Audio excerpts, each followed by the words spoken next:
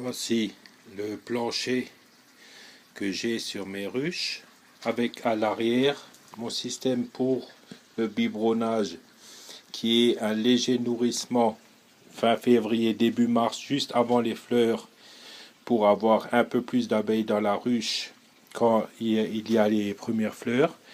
Donc je montre sur ce plancher, j'enlève ce que j'utilise pour fermer le trou et à la ruche je lui incorpore ce petit nourrisseur en bois. Et quand je veux faire le biberonnage, il suffit de tirer un tout petit peu pour libérer la fente par laquelle j'introduis le sirop. Et après, je le repousse et les abeilles peuvent boire le sirop tranquillement. Donc, là j'ai une ruche, j'ai mon sirop qui est prêt. Donc c'est du sirop 50-50 avec pour 1 litre, je rajoute une cuillère à soupe de vinaigre de cidre, bio de préférence, et 3 gouttes d'huile essentielle de clou de girofle, ce qui incite la reine à pondre.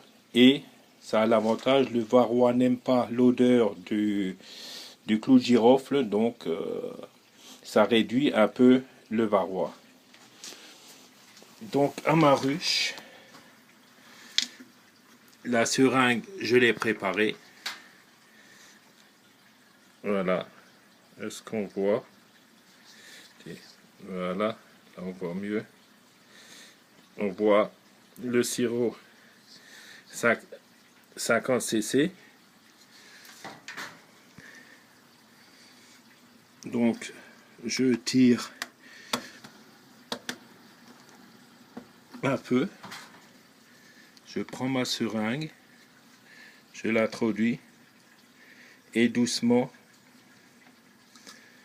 je leur envoie le sucre, le sirop. Il est vrai qu'à 2 mains ça va un peu mieux qu'à une main, mais pour filmer je n'ai pas le choix.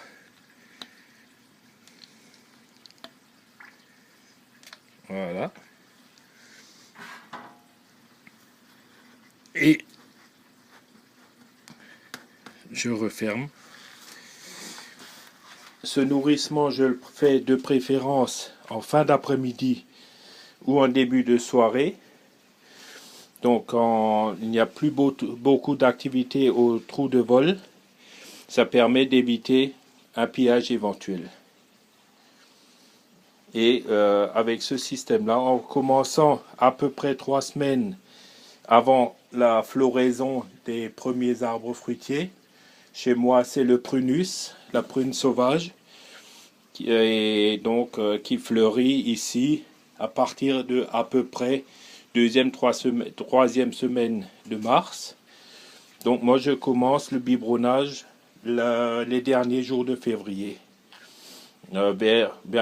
derniers jours environ vers le 20-22 février.